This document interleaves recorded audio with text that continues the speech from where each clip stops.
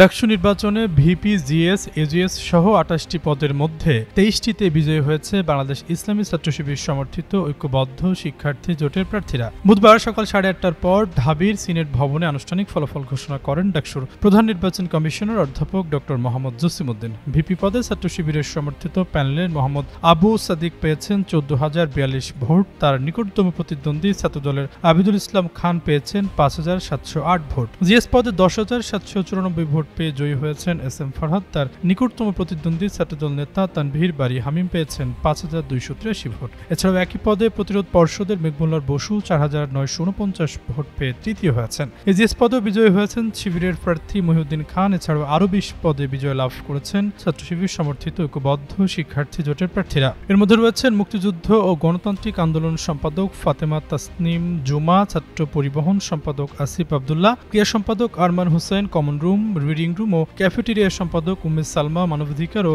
আইন সম্পাদক শাখাত জাকারিয়া, স্বাস্থ্য ও পরিবেশ সম্পাদক এম আল মিনহাজ, ক্যারিয়ার ডেভেলপমেন্ট সম্পাদক মাজহারুল ইসলাম। সদস্য পদে রয়েছেন সাবিকুল্লাহ তামান্না, সর্বমিত্র, আনাস ইবনে মুনির, ইমরান হোসেন, তাজিনুর রহমান, মেফতাহুল হোসেন আল মারুফ, বেলায়েত হোসেন অপু খান, রাইসুল ইসলাম, মোহাম্মদ শাহিনুর রহমান, মোসাম্মদ আফসানা আক্তার ও রায়হান উদ্দিন।